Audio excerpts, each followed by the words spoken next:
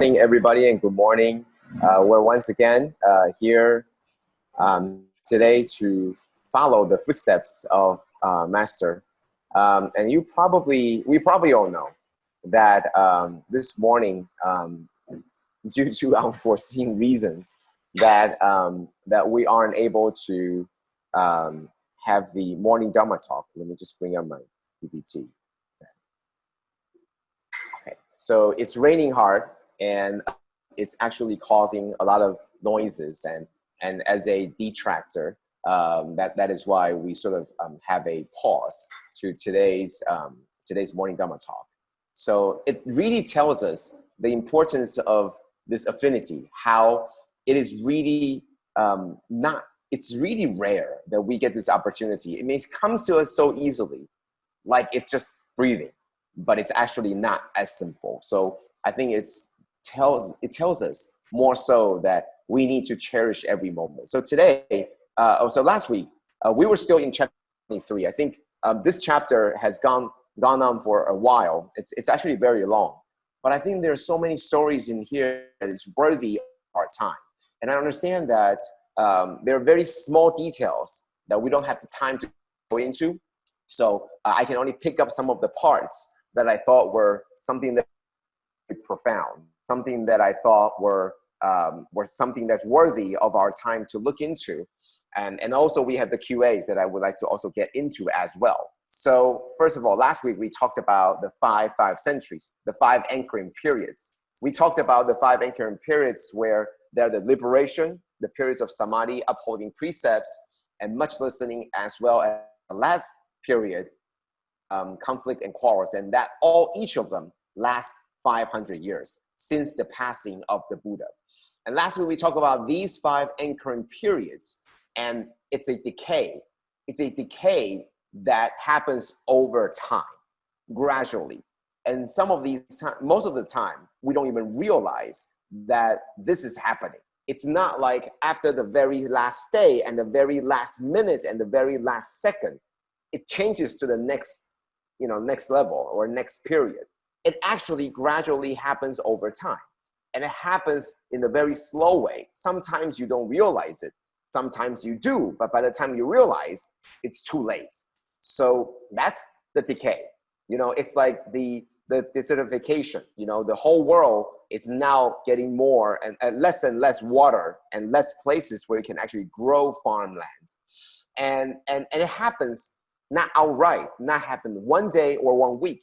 It happens over the course of 2 decades. So we don't even realize. It's like, your nails growing or your hair growing. The time you realize it's really too long, it's already too long. So that's the 5 decay. But sometimes people feel that, hey, okay, so sometimes people think that in the 5 different anchors, you talk about liberation, samadhi, and upholding precepts. These are all very positive things, right? Samadhi is good, right? Tending is important. Upholding precept is good. It's important. Listening to Dharma is good. So why are these bad periods? Why are these considered decays? And the reason is because by the time that we're going through this decay, even though we're practicing samadhi, we are just sitting there. We don't know why we're doing this. We're doing all these things, but sometimes the little things in us die. Like, for example, we follow the etiquettes, but in our mind, we don't really follow it. It tells you that when you eat as a Tzu Chi volunteer, right, we learn to eat, right, and holding a bowl this way and holding a chopstick this way. But you're doing this, but in your mind, you're not doing this. So we're all just doing the right things. We're following through the motion, but we're not really doing this. And that's where the decay happens. You can only copy so much on the outside, but something on the inside slowly disappears every moment. So this is how we retrieve from Dhamma, right? This is how we retrieve from our problems too, right? At first we are, like, for example, I'm just, making an example, how we deal with our children, right? So at first we set up some rules and we say that every day we must talk, we must share. And then eventually it just becomes talk and share. But the mind isn't really in it. That's what it means, right? It's a slow decay, right? So we talked about this last week.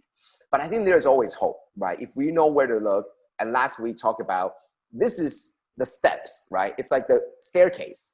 If it's a steps coming down, then we can also going from bottom to go up, right? So we don't have to think of it as it's only a one-way street, like it's only a stairway going downstairs.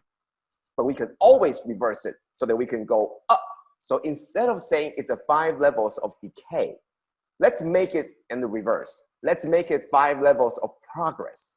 Instead of saying it's going from liberation, going all the way down to conflicts, let's reverse it and say, let's come from where we are right now, which is the conflicts and quarrels, going to listen more to Dharma, listening more to Dharma. And we go more from just listening, but now acting to uphold the precepts, and then practice the samadhi, and then finally achieving liberation. So this is exactly what we're doing now. And that's what Master is trying to get us to do as well. So even though we recognize the problem, we're doing exactly what we needed to do to reverse the problem. So that's what we talked about last week. I took more time to go through it because I think it's very important. It's a very important concept overall, what we're doing. So today, what we're going to talk about is the young man who wanted to drink from the river. Okay, so this is the very short story that Master talked about a couple of days ago as an opening, and I thought that was very interesting because Sister Shoshing, of course, made this drawing, and this young man, right? So this young man went to coming from far away.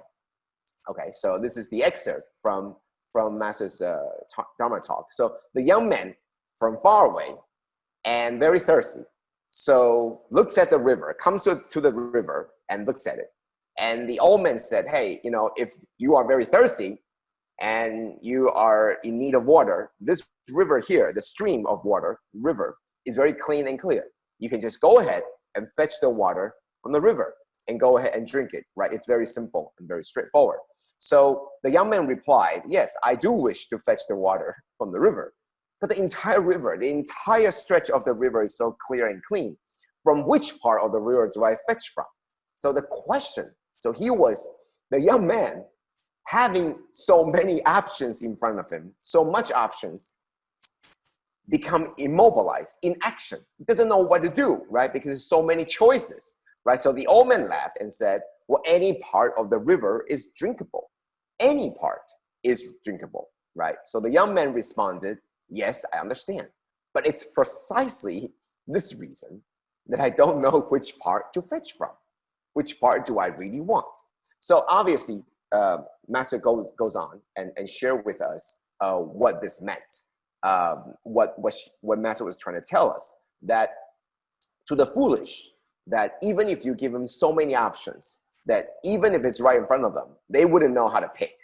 But to the wise, even a word, even a phrase, even a sentence would inspire so much and enlighten so much. So let's take one step further. Let's take one step into this, right? So are you waiting? Are you just like that young man? Are you like that young man where all these resources are right in front of you, yet you are waiting, yet you are asking your question, your own self this question, what do I do next? Where do I go next? Or which part of the river do I fetch from? Which one of the books do I read first? Which one do I practice? I only have 24 hours a day. Which one do I do? So many of these questions actually causes inactivity. You are immobilized because you have too many questions, too many options, and you have too many ways that you can think about of doing. Are you still waiting? Are you like that young man? So taking this story and taking one step further is asking yourself these questions. Are you waiting? Now, even if you act, even if you don't wait, and even if you act, if you have doubt in your mind that maybe over there is better, maybe that there is a better water than what I am doing, it was still not it will still not work. Why? Because when you are fetching the water, when you're fetching this water and you're thinking about the water elsewhere, would you really be able to fetch the water? Or would it actually, by the time it gets to you, it's leaking all over the place, right? Even if you have this doubt in your mind that maybe there's better ones over there, it still might not work. So are you immobilized by ignorance, by this, what do I do next, right? Or even if you do something, if you have this doubt, it's still not going to work. Or if you think that this is it, let me get so much of the water at one time. All these, right? If you finally realize that I am so thirsty, I come from so far away, and let me get all of this at one time, are you going to be able to consume all the water? Are you going to be able to not waste the water through leaking? Or are you going to be really upset and angry about why the old man just don't tell you which part is the best? This happens, right? The young man would be, well, stop laughing. Why don't you just tell me which part is the best so that I can go ahead and fetch it? So the problem isn't you. The problem is somebody else failed to tell you which one is the best. So all these reasons, and if you're sort of keeping track, this is exactly the 5 poisons, right? So there's the greed, there's the anger, there's the the ignorance, there's the doubt. So all these are there, and all these are part of the story. We can extend the story to so much more. Are we really getting this water? Are we really getting this, are we really getting the Dharma? So what do we do? So what do we do about this? Asking ourselves this question is what we can do now. But what do we do from this point on? Now that we know the story, now that we heard about the story, now that we ask ourselves this question, so what do we do next? I think the issue here is the Dharma is like the river, right? It's part of the story. It's not a chore to listen. Like today, if you feel that it's a chore, like I just have to because I have to. But rather, can we listen with the heart? Can we really try to make this Dharma work for us? That's how it works, right? It's not just to think about it's right there. I'm already right in front of the river. That's all I need to do. But rather, think about how to use this Dharma, how to practice this Dharma, how to make the best use of this Dharma. And that's the most important thing. It's not just to listen to it, but it's to make use of it and make the best use of it so that it actually helps you. And I think that's something that we've always trying to do. So that's all I have for today. And I wanted to get into the questions because the first question that comes up is something that I think a lot of people have been asking for a long time. And the question was, how do you apply? So this is a very good segue because it's exactly what we talked about. Instead of just listening and knowing what the 12 cyclic links or 12 因缘, what they are, how do you make the best use of it, right? So instead of knowing there is a river, instead of knowing by name what the 12 links are, how do you use it? How do you make the best use of it? How do you fetch this water to drink it? How?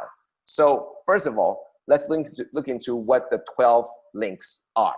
So if you're here for a while, if you've been with us for a while, you probably could still remember. I think this was probably 4 years ago. I shared very similar content about the 12 links. So just very quickly going through what they are. So the 12 links, and I'm very appreciating whoever asked this question because I always like to use this example as how we can best make the best use of Dharma. So this is clearly somebody's wisdom. It was Buddha's wisdom and collected and organized by all the sages beyond to try to help us organize all the links, right? So it's ignorance, started with ignorance, and then from ignorance, you start to have action, and then you planted the seeds in your mind, your consciousness, and then now something began to form. It's just a name and form, and then this thing began to take its own life, 6 senses, And then it began to reach out and contact. There's sensation, there's desire, there's attachment, existence, and then it goes in through the aging, the birth, and aging and death. That's the 12 links. So I want to share with everybody. So obviously this is in Chinese, but it goes through this, right? So it starts with this ignorance, and then it goes into action because you want something. Something comes up in you, and you say, I want to do something, and then you act on it, right? So now it goes into consciousness. You act on it, and you liked it, or you enjoyed it, or you did something, and now it becomes a seed. Now the seed takes hold, and now it's in you. Okay, so the seed that's in you, and it begins to grow into something more than just an idea. It grows into something more. What is it? It now has arms. It now has, thinking. That now it's not just a seed, it's an actual tree. It actually affects what you are going to do and what you're thinking. Now it reaches, it can think, it can see, it now has feelings. Now it goes into reach. Because you want this so much, and for example, at first it started as greed, like, oh, I'm so hot, I feel so hot right now. I feel that the weather is really hot. I want to have an ice cream. So you go ahead and eat it, right? You go ahead and buy the ice cream and you eat it. That seeds the feeling of ice cream, how it melts on your tongue and how the cool temperature brings it down. And you're very happy, it's very sweet, and you remembered it. It goes into your consciousness. Eventually, it's not just a seed anymore. It becomes a life of its own. Every time now, when you feel hot, every time you're outside, the sun is really, scorching, you begin to think about ice cream. That's when it begins to affect you. And it reaches out and it contacts you, right? So how do you use it in your life? The very first part is, if you know it's not the right thing to do, then the first thing is upholding precept. So you stop all the contact that you have. If you know this is not the right thing to do, if you know that we have to be vegetarian, then stop going to the steakhouse. Stop going to these restaurants that serves meat, because it's not helping you at all. So that's why we have precepts. It's by stopping the contact so that you would stop this cycle before it even began. That's what precept is. If you don't go to these places, if you don't look at these things, if you don't talk about these, if you don't think about this, then you will not go into trouble. That's what this does, right? It stops the link very early on by making sure that there is no contact if you uphold the precept. However, sometimes it goes beyond that. Sometimes you don't have a contact with them, right? But it just comes to you, meaning that you are upholding precept. You tell yourself, today I'm going to be vegetarian. Today I'm not going to eat any meat. I'm not going to think about it. I'm going to pack my lunch and I'm going to be a very happy vegetarian today, right?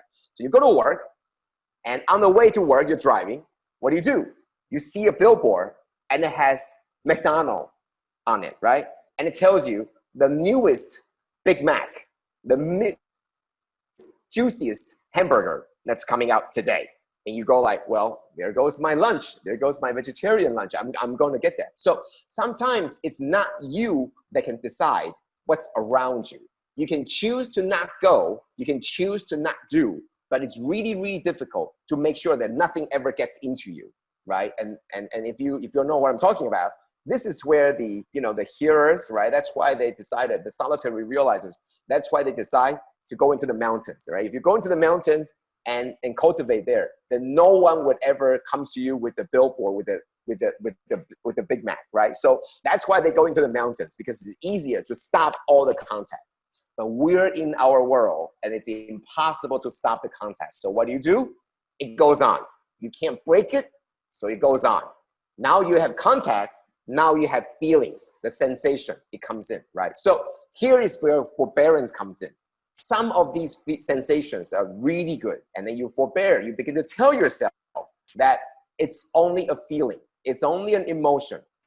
Use this forbearance to tell you, because this sensation might be positive or negative. It doesn't have to be always positive or always negative. But forbearance brings us back to the norm. If it's really good, bring it back to the norm. Really bad, bring it back to the norm. That's what forbearance is trying to do, is to normalize this so that we don't overly like or overly dislike something. And that becomes the seed. So if we go on, once you come in contact, once you have a sensation, then you have an emotion attached to it. You like it or you don't like it. That's where the samadhi comes in. You don't have to like or you don't have to not like it. You just accept it. Just like before I share that we have to eat every day, but you can see the food here. The feeling isn't how tasty the food is, but the feeling is how grateful you are. But we're not there yet. I would share to Master Huang, whenever she made something, whenever Master makes some food, I would say, well, I like it or I don't like it. Oh, this is really great food or this is not great food. We're not there. It takes somebody to tell us what we're focusing on isn't how the food is good or how the food is bad, but rather using the sense of gratitude, stopping the emotion right there, but rather changing that emotion to the sense of gratitude, because without so many people helping, you wouldn't be able to get this food. So, however, it might not happen all the time, but we're not so wise. We see the food, we either dislike it or we like it right away, and then we eat it right away. So no one practices samadhi, at the dinner table, right? You just go ahead and you fetch the things you like. So that's the problem. Now, you like something, you're going to reach out and grab it. This is the last part. This is the last part where the seed inside you, the emotion inside you becomes the actual action. The last part, the last fort before we break into action is still precept. Remember, there are things that you're not supposed to do, whether you like it or not. Before you take action, you can still do something about it. And that's the precept. However, sometimes we still do it. We still did it. Now, there's a consequence. You have taken action. There are going to be the attachment, or there could be non-attachment. So what do you do about that? Give it. Let go. That's what 布施, that's what giving means. It means to let go. So what this tells us is to precisely use the 12 links and tell yourself that there are so many places in the course of this action that you have the sway, that you have the power to stop. You have the power to make it go in a different direction, the direction of cultivation. What this tells you, it's not just to memorize the 12 links. This tells you that you have the power. But the first step is you need to know where you are. You need to know, am I just the beginning or am I already forming this sensation? Am I about to reach, to take, or am I already taking it? So what do I do? Where do I do? Where am I? And what do I do? What's the remedy? What's the medicine for me at this time? For example, you and somebody else, you're not so happy about somebody else. Why? Where are you in regard to this person? Are you on this 12 links? Where are you on this 12 links? And what do you do? Which remedy and what medicine do you apply appropriately to where you are? That's how we use it. Otherwise, it would just be a knowledge. It would just be on paper what they are. And we don't want that. We don't want just something on paper, because something that's on paper is only good. It's not going to work for us. But when you have something like this, you realize that it's a link. And if you don't break it, you continue to be in it. But now it tells you that we have the power to break it. So thanks to whoever that asked this question, that allowed me to go back to years and years ago, where it was already that in the very first time I come in contact with 12 links, that I began to think about, well, there must be some reason why we learned this, right? It's not just to know the 12 links. There's a reason. And the reason I really think is know where you are, know what you need to do at this specific time to help you. So that's one of the questions, and I want to get into one more because we do have some time. Get into one more. So on question 59, this was back on August 6th. So there was a small grass and a big tree. So Sarvaka here are like small grass. This is coming from the excerpt from Master's talk, bodhisattvas are like big tree. The purpose and usage of the big tree cannot be compared to the small grass. Okay, so the question is, but the small grass, like herbs, right? Medicinal herbs could benefit many people. Why can't that be compared to the bodhisattva?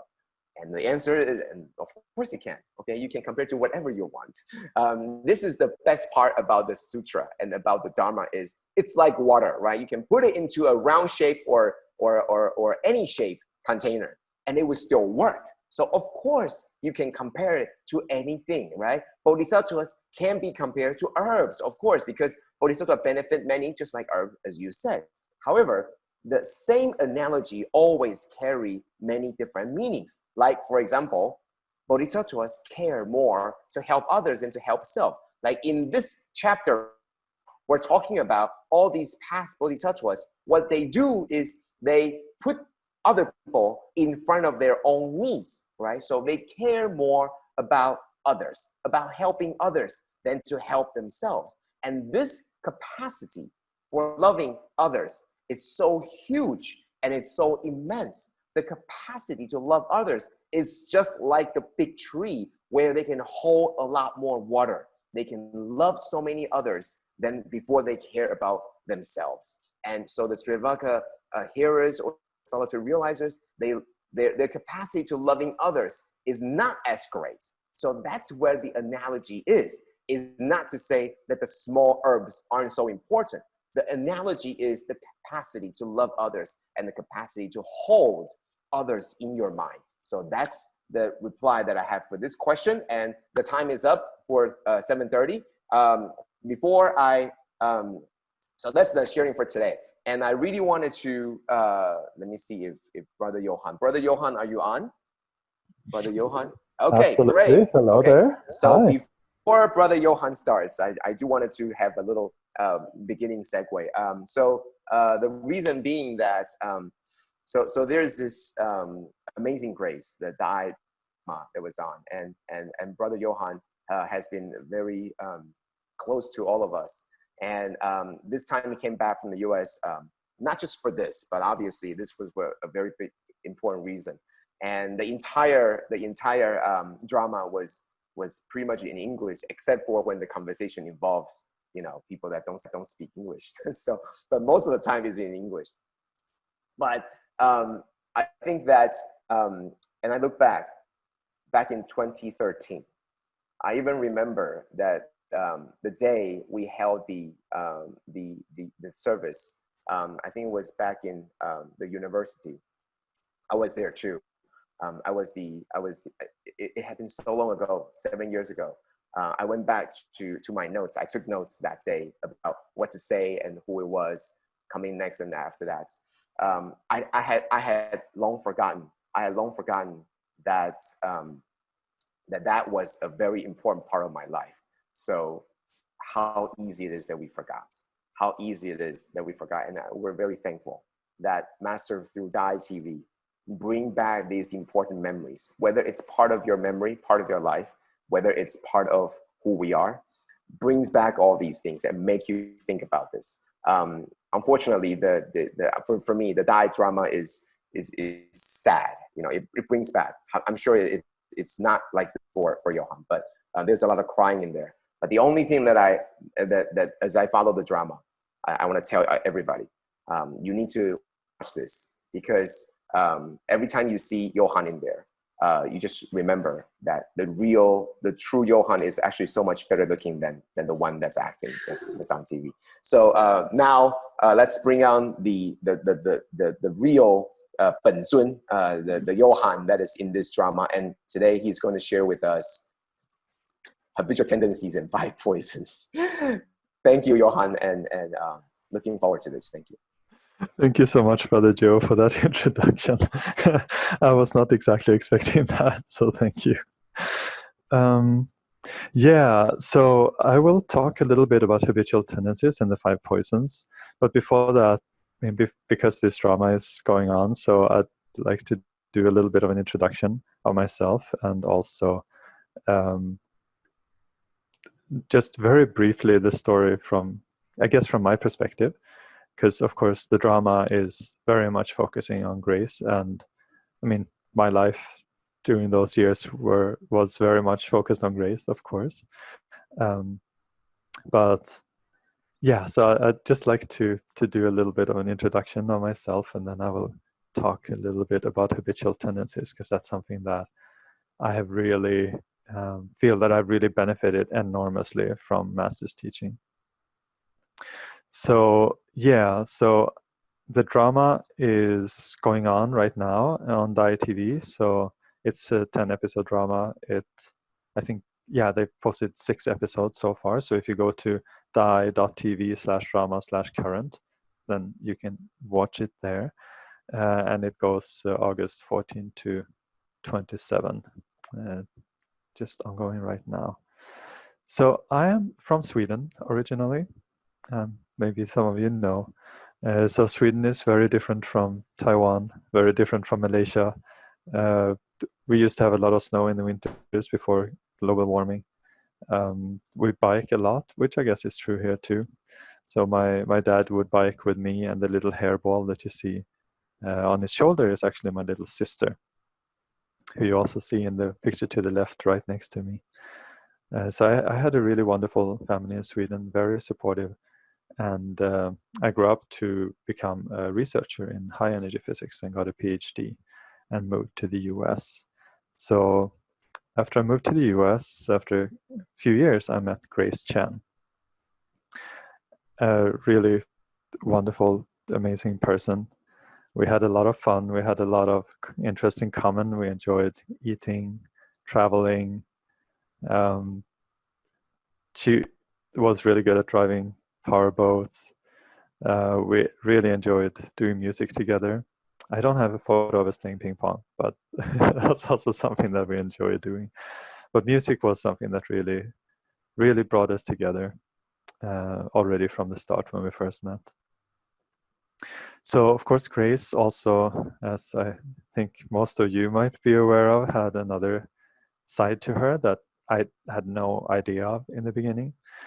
She was a Tzu Chi volunteer from her college time when she started playing. So this photo is actually from China, a tour that they did to China with Tzu Chi. She had gone to international disaster relief. I believe this photo is from Bolivia. She studied a choir, so that was actually the first thing that I did with Tzu Chi. Just on the second day that I knew her, was singing with the choir at a rehearsal.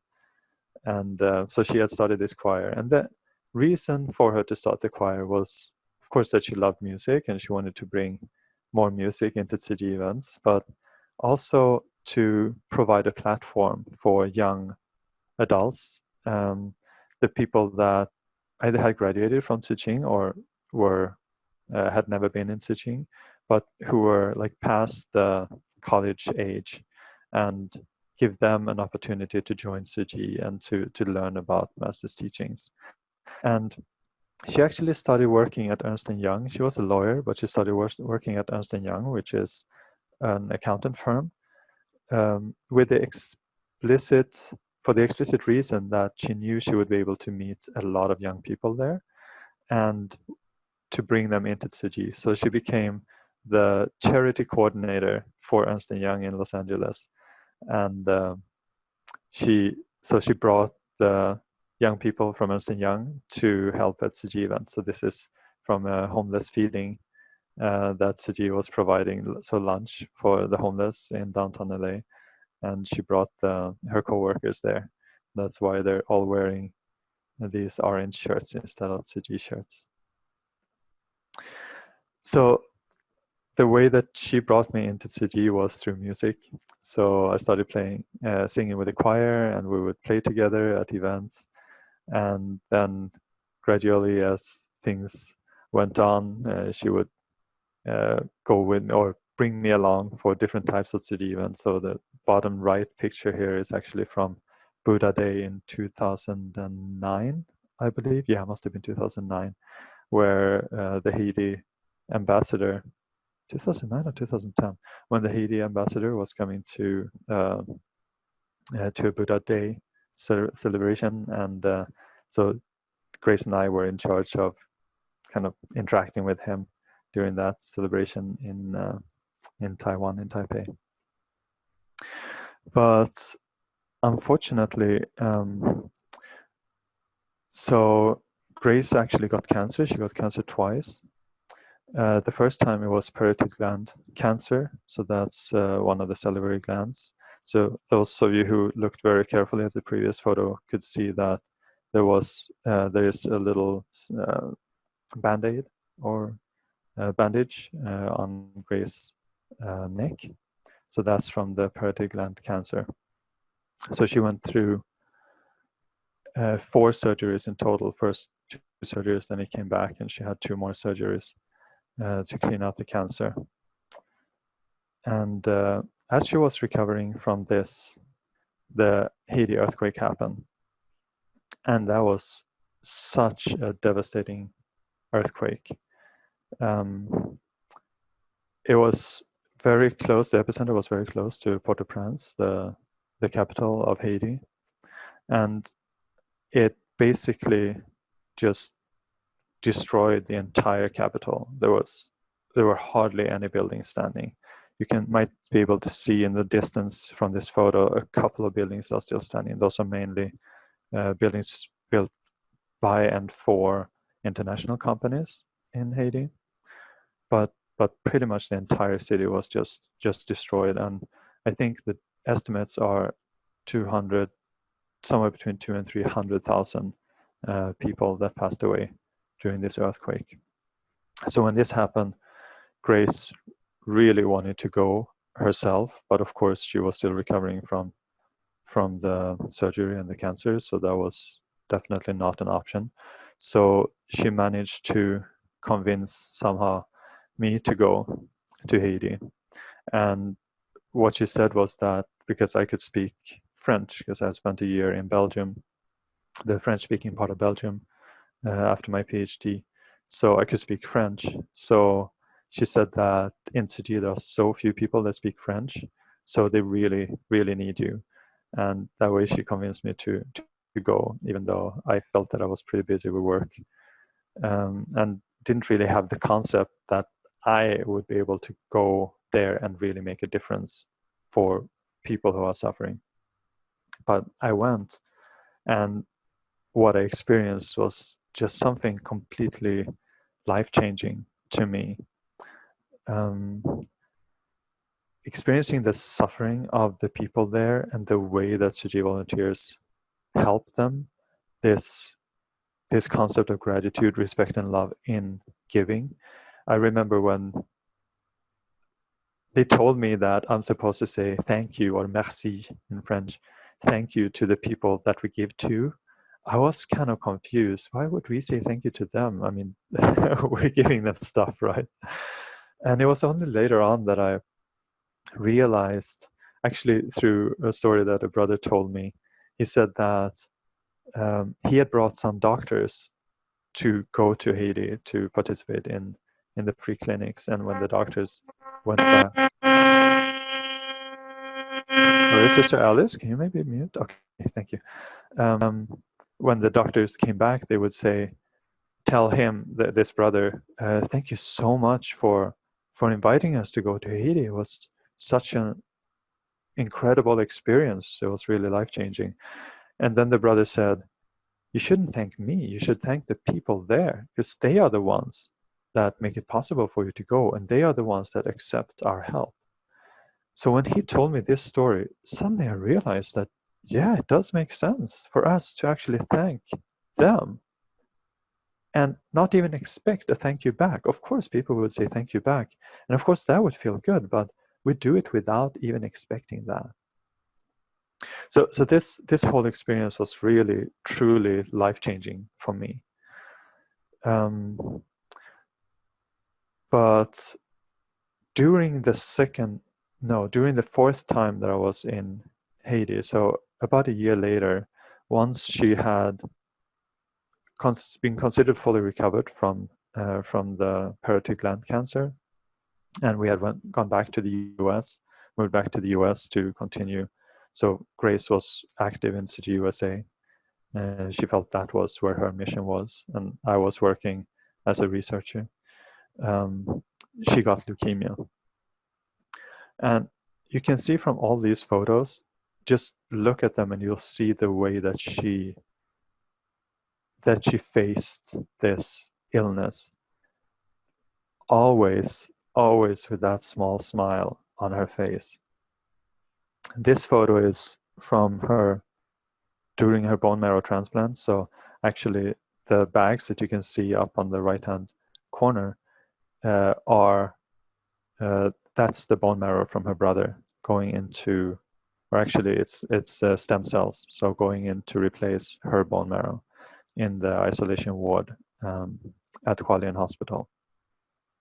And even at that time, I mean, most people during a bone marrow transplant or during, you have to receive extremely powerful chemotherapy to completely kill off your own bone marrow, kill off all the cancer cells, as well as all the healthy cells, and then make space for the new bone marrow to come in and take the place of the old bone marrow. And then that bone marrow has to take root in your own body and start to produce new blood cells. So it's an extremely dangerous process. And most people, because this chemotherapy is so strong, for most people, they can't eat. I mean, they are feeling like so nauseated, so dizzy, so terrible the entire time.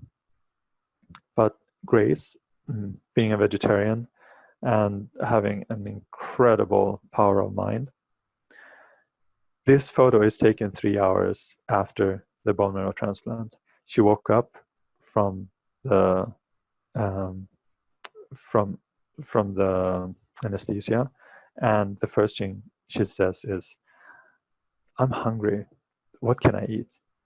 So we quickly prepare some ai for her. It's a kind of jelly that's vegetarian. That's really popular in Taiwan, and Grace loved very much. And she would start eating, and look at her smile during that time. It's really just, her spirit was so incredible. Unfortunately, about a year after the bone marrow transplant, she had the cancer came back.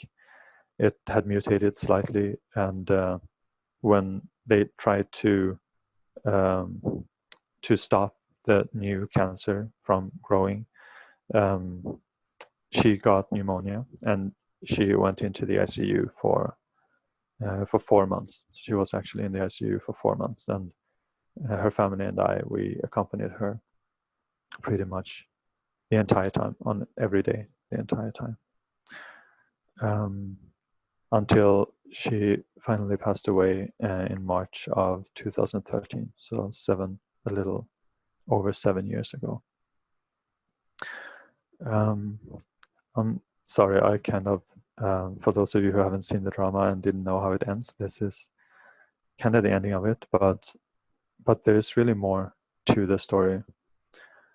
So after Grace passed away, I was invited by the nuns at the Jing's abode to move into the abode, and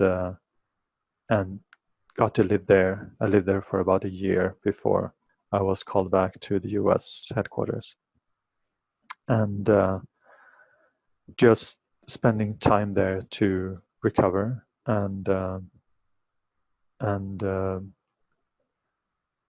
deal with the situation and experience, go through the morning and all of that. So I moved into the abode, and many things happened that I don't really have time to go into today.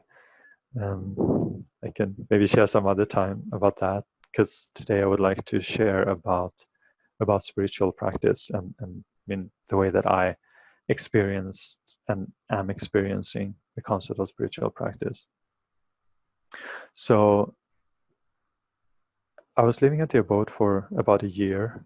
So I took this photo actually secretly. You're not supposed to take photos during the morning voluntary assembly.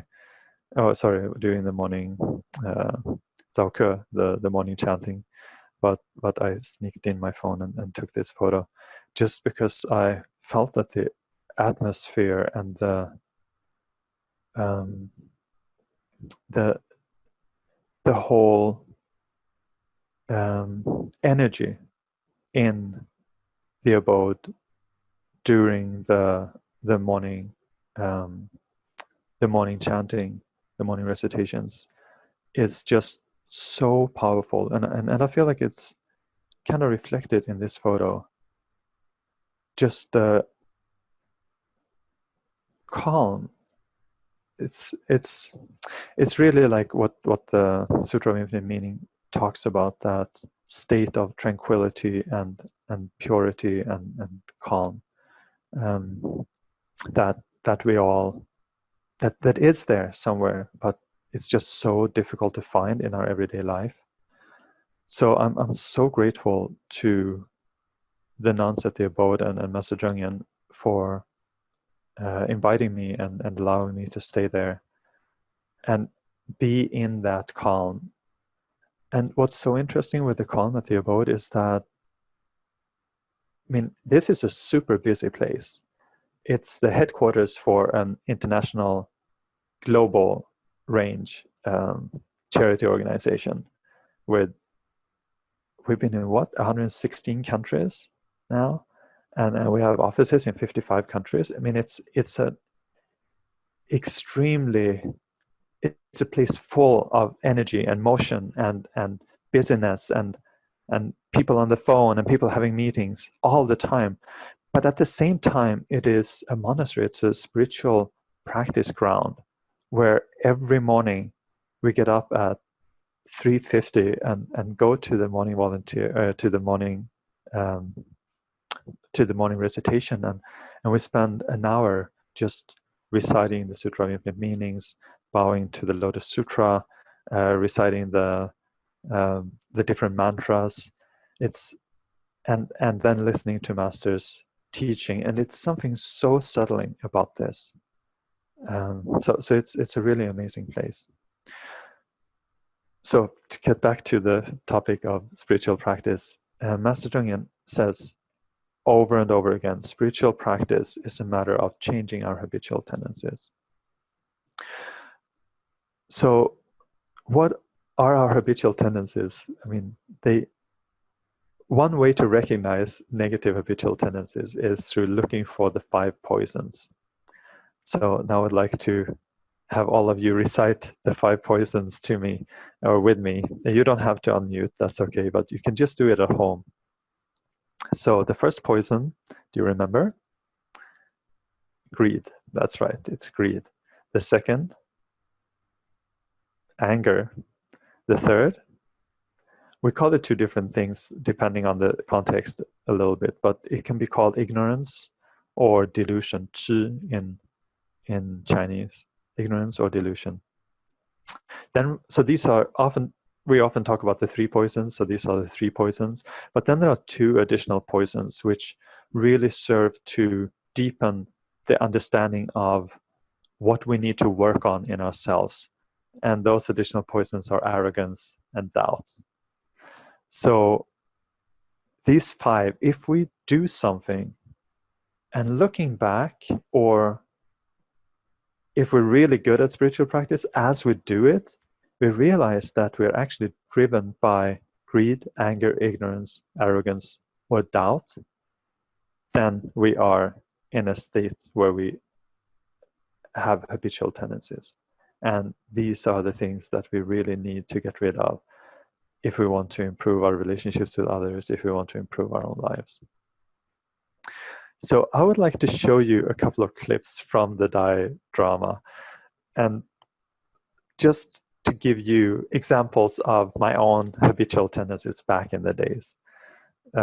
So I'll show this clip, and then you guys, please be prepared to write in the chat, because I would like you to tell me which of these 5 poisons that I'm displaying in this clip, okay? Johan, what do you think? So just a little bit of context. So this is the first time I'm at Grace's house when she has choir practice, and they have been practicing, I've just listened in, and now Grace is asking me what I think about what they about the practice. You're not as strict as I thought. You're quite encouraging, actually, so I think you're a great conductor. It meant the choir. Oh, it sounded like angels sing. I really enjoyed it. Oh, thank you. That's a compliment. We're all on track then, yeah? Yeah. Oh, maybe just one tiny suggestion. If you can draw out the ending a little bit and make it a little bit more mellow, I think it would sound even better. Okay. All right. Now I want to see everyone. What is the poison that I'm showing here? What is my habitual tendency here? Please type in the chat. Okay, I'm starting to see messages. Awesome. Arrogance, arrogance and doubt. Excellent. Yeah, I mean, I have to say, when I saw this clip after so many years, and I mean, this is fairly, I think they're making me a little bit nicer than I actually was. But I really felt that, yes, arrogance. I mean, totally. So, yeah, it's so interesting when you look back at what you did yourself, and it's rare that you get the opportunity, obviously, to actually see someone act you on in a drama like this. But looking back, and I'm just feeling, oh my God, what did I do back then? So let me show you one more clip. It's just funny. Let's see if I can do that. Here we go. Yep. Johan, you should talk to her. She shouldn't be that busy. Oh, that is who she is. I can't really do anything about it except respect her decision. And if she's okay with it, then I'm okay with it too. This one, I feel like it's a little bit more subtle, but when I saw it, I was like, oh my God. Let me see. What does everyone think? Ignorance. Very good. Actually, that's what I had in mind as well. Obviously, I was not used to Chinese culture at the time. And thank you. I that's what I was thinking. I mean, of course, I want to. This is the person I love. Of course, I want to support her. But I learned the hard way that you don't go in between when mother and daughter have differences of opinion. It took me a while actually to really realize that. And of course, it was kind of ugly of Gray's mom to bring me into this conversation. I mean, but now I know that the correct answer in this case was, I'm sorry, you guys work this out. But thank you so much. I would like to give another example of a habitual tendency, which I did catch before it happened. So I was working at National Taiwan University as a researcher for a period of time, and in Taiwan they have this thing that you get salary every month, and my salary was pretty good for Taiwanese standards. And then around Chinese New Year, they give like an extra month worth of salary. It's called a bonus, and I think all companies do that. This is basically the 1 year salary is calculated on 13 months in Taiwan. But I wasn't aware of it, so when I got these extra several tens of thousands of Taiwanese dollars, I could feel myself think like, oh, wow, this is really nice. I can put these into my bank, and my bank account, the number in my bank account will grow by this much. And then suddenly I realized that, wait, what I'm feeling right now is actually greed. I mean, why would I care about the number in the bank account? It's like Master says, you add another zero. It's all just zeros anyway. So I caught myself. I withdraw the money from the bank account, put them in a red envelope, and brought them to Master. And I gave her the money for Tzu Chi, obviously, to donate to Tzu Chi. And I have to say, I mean, of course, there's a little bit of arrogance in that as well, but I was pretty happy that I was able to catch myself, to feel that sense of greed. I mean, there's nothing wrong with receiving money, or having money in your bank account. It's just when that thought of greed comes up, then as Brother Joe, I really loved your sharing on the 12 links and the 6 paramitas. And I think this is one example of putting in that stop right there. When you start to want something, then you can give it away. 布施, giving, give it away, and it disappears. And so this is just an example of what I've learned from Master and from the nuns at the abode, and from the Qingshoushi and all my brothers and sisters about the methods for spiritual practice. So Master also says very often that spiritual practice is all about training our thoughts, or about training the mind. And so there are 2 main ways that I've found to be extremely helpful for myself in spiritual practice, and one is introspection and reflection. So try to look at what is going on inside of me before I turn that thought into an action. So to try to practice to reduce the amount of time that it takes before we realize what's going on. So if it's anger, you start to feel like kind of irritated, or you start to feel angry, and when you're able to feel it right away as it comes up, and you're able to catch it right there and turn it around, maybe turn it into gratitude or turn it into compassion, then you're able to stop that habitual tendency and change the habitual tendency from anger to gratitude, or anger to compassion. And the other way is, and I think this drama is an example of that. So really the Sasha, who is acting me here, he is really a good spiritual friend to me, because he is pointing out, in this case through his own acting, my weaknesses. So when we have people around us who are able to look at us and see our problems and point them out to us and help us catch ourselves, that's a very important part of spiritual practice. So that's why Brother Joe was saying that environment is so important. If we can be in a group where we have good spiritual friends, virtuous spiritual friends, then we are truly fortunate.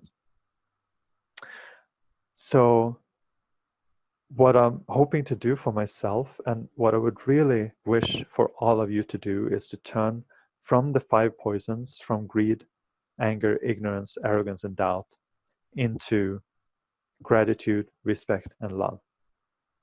That's the most amazing way of approaching life, for ourselves, for the people around us, and for the world. Thank you so much. Good morning, everyone. Thank you. I'm Huang, and I'm from the abroad. Yeah, actually, thank you for Brother Johan to give us such a very touching sharing regarding her past experience, how he met Grace, and after and before he joined Tzu Chi, and what he had learned from the Master's teaching. And actually, from the summarize that I would like to say is that the most important, and because due to Brother Johan's share with us regarding the habitual tendencies and the 5 poisons, and how we turn from the back to the positive things. I think is the give back to our Master's teaching, which is regarding the most important part of spiritual practice is to taking care of our mind. And if our mind can abide peacefully, then I think though we are lost something, but sure, once we have a positive thinking and we have a, a 正念, a right thought in our mind, sure, one day we will kind of find back, we can find back a path of Buddha nature. Yeah, so thanks a lot for your sharing. And I shall take over.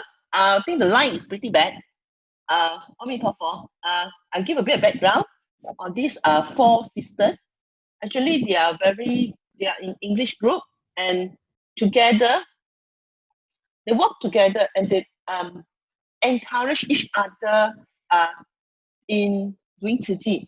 Especially like Sister Wai Ping, she's new, and Sister Sawun has been giving her a lot of support, especially because she is a single mother.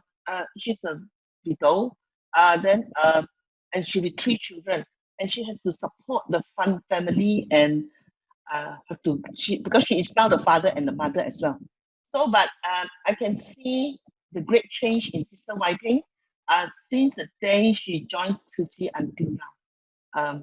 You can see the love in her, and she's more open up. And now is that because Sister Sawun is the one that started vegetarian. I think she made a vow to be vegetarian lifetime after lifetime, and during the MCO, and because of her, the sisters like Sister Wai Ping, Sister Annie, they are also being encouraged to adopt a vegetarian diet. But of course, some may have some obstacles, but they also they help each other to overcome these obstacles. Yeah. So very important that from this journey that we must have buddies, and I could see in our 4 volunteers how they support each other, encourage each other, and giving a lot of support, and how they also they cover each other as well. So in some cases that not all of 4 can come out, but maybe 2 of them will come out, and then they also have a lot of interaction between them in sharing, especially sharing among themselves. So I feel very happy to see the development. So sorry that the line is a bit weak. It's weak and we couldn't share more. But never mind, we'll find an opportunity again to share their story. Thank you for the opportunity. Over.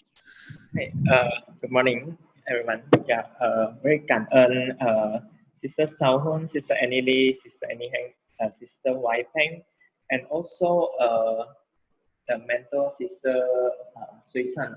Yeah, actually, it's very nice, and I'm very heartened to see this team of Bodhisattva supporting each other, encouraging each other, just like a family. Indeed, we are one big family, right? Then, yeah, indeed, I think this is how we should walk the Bodhisattva path, and this is actually how we should make the world a better place too, because the Bodhisattva path or to do good in this world is actually not that easy, and we need more people to win the tug of war against the 5 poisons and the climate change, and also in our spiritual practice. So yeah, I think this is a very good example of how we should recruit Bodhisattva, and also to encourage more people to do good. Yeah. So in Tzu Chi, we not only come here to give, but we actually gain more from the spiritual practice. And I think more importantly is that we have this big family, and when we have problem, then we can rely on each other. Just like okay, today the line is not so good, and then and then Sister Sui San can actually help to brief us on the background and 补充啦. Yeah.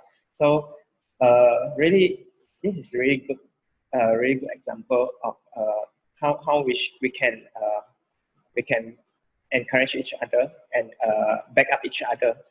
Yeah. So keep up your good effort, and I sincerely wish that all 4 sisters can be commissioned very soon. This year maybe we'll have a little bit of difficulty, but I think within this year or next year, yeah, hopefully we can all be commissioned. Yeah. My best wishes to you. Yeah. Over to your sister Xiaoqing. Oh, okay. Brother ZingQuan. Okay, as I was thinking, as Brother ZingQuan was sharing, I can play the PowerPoint. Hopefully, one day we can hear from them live again. These 4 friends. The PowerPoint from Sister I play on your behalf because my line is more stable. Really, like Brother ZingQuan said, all of us, all the global families, we all pray that all of you can go for commissioning together soon. Sister Tzu Chi, so sorry today the line is so bad. But I hope from the PowerPoint you can tell our stories now. Yes, it can. Yeah. Yes. Technical issue.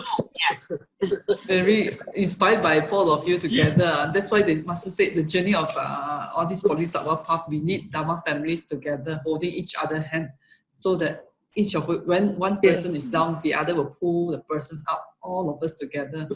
I'm very inspired by 4 of you. Really, Klang, really. Sister Susan for sharing this this story.